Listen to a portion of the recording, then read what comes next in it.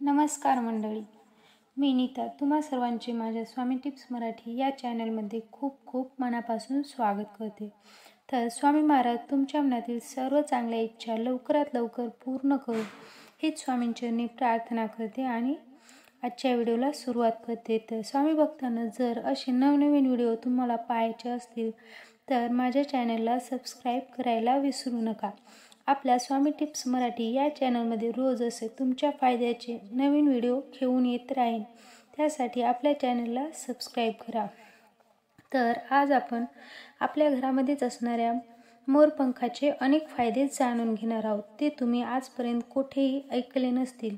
मोरपंख हे आपल्या सर्वांच्याच घरामध्ये असते, ते आपण फक्त ठेवून देतो, पण त्याचे अनेक फायदे आहेत जे आपल्याला माहीत असणे फार महत्त्वाचे आहे। आपण जर कामावरून थकून आल्यावर शांत प्रसन्न राहता यावे यासाठी घरामध्ये सुद्धा वातावरण शांत असायला पाहिजे।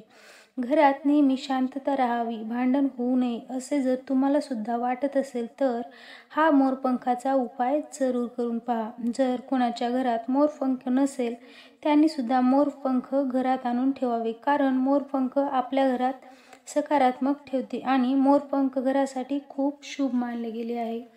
तर आपल्या हिंदू धर्मामध्ये मोराचा संबंध धनाची लक्ष्मी देवी आणि देवी सरस्वती यांच्याशी जोडला आहे, ज्यामुळे घरामध्ये किंवा तिजोरीत मोरपंख ठेवल्याने आपल्या घरामध्ये पैशाची चणचण कधीच भासणार नाही। जर आपल्या मुलांचे लक्ष अभ्यासात लागत नाही तर त्यांच्या अभ्यासाच्या पुस्तकात किंवा त्यांच्या अभ्यासाच्या टेबलावर मोरपंख ठेवले तर त्यांची एकाग्रता वाढेल व बुद्धी चंचल होईल।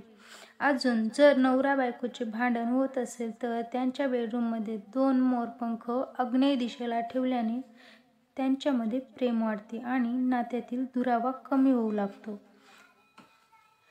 हे मोरपंख आपण देवघरात सुद्धा ठेवू शकतो। मोरपंख आपल्या देवाऱ्यात ठेवून त्याची रोज पूजा केल्याने आपल्या घराची प्रगती होते, म्हणून त्याची रोज पूजा करणे सुद्धा खूप शुभ आहे।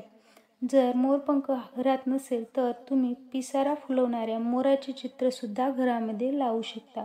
तुमच्या घरात शांतता राहील व चांगले फळ सुद्धा मिळेल। तर आजची माहिती तुम्हाला कशी वाटली नक्की सांगायला विसरू नका आणि माझ्या चॅनलला सबस्क्राईब केले नसेल तर लगेच सबस्क्राईब करा।